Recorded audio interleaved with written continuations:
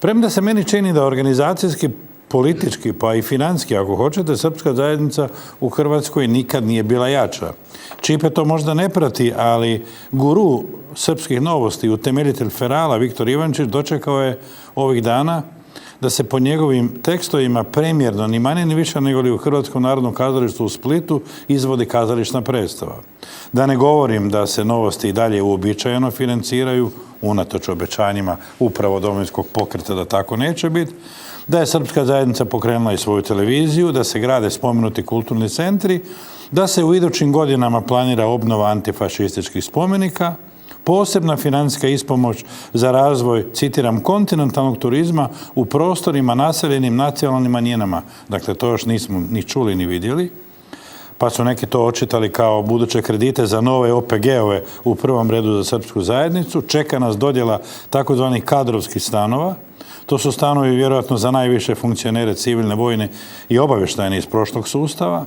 Tu je zatim konvalidacija radnog staža za srpsku manjinu. Misli se vjerojatno na mirovinski obračun za godine u kojima su izbjegli ili su bili dio terorističke ekipe na okupiranim područjima. Za sve ovo su predstavnici Domovinskog pokreta već digli ruku u vladi.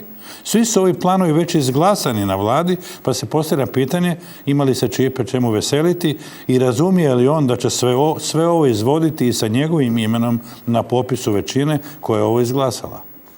Sve što ste naveli, što je znatno iznad onoga što je do sada ishodovao u svojim trgovačkim manevrima gospodin Pupovac, to je dakle novi epohalni iskorak koji se može pripisati ne samo Pupovcu, nego u velikoj mjeri upravo Čipi i toj njegovoj družini. Dakle, ako se oni išta napravili veliko, onda je to osim izdaje birača, 203 tisuća hrvatskih birača, bezuvjetna predaja stranke koju su prethodno oteli nama koji smo stvarali tu stranku i ovi centri o kojima vi govorite. Međutim, kad kažete, vi ste rekli da se tu radi o centrima za srpsku zajednicu. Ja ne bih koristio taj termin, znate.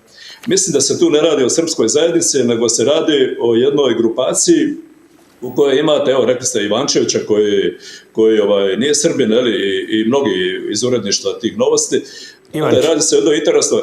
Dakle, Ivančića ima tamo drugi još likova koji nisu etnički Srbi, a nosioci su toga projekta novosti. Dakle, ne radi se tu o srpskoj zajednici, znate.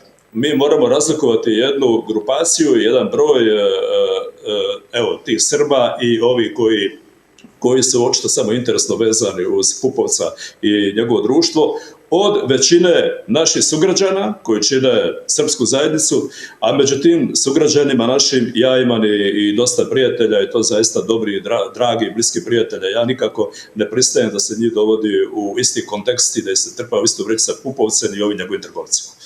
Možda još ovo samo da kažem za ovu predstavu u Splitskom Hrvatskom kazalištu u Splitu. Pa ne bi mene čak iznenadilo kad bi Ivančić napravio neku predstavu u kojoj bi Čipe i Penava igrali glavne uloge. Mislim, to me isto ne bi iznenadilo. Jer ne postoji više ništa što vas može iznenaditi s te strane.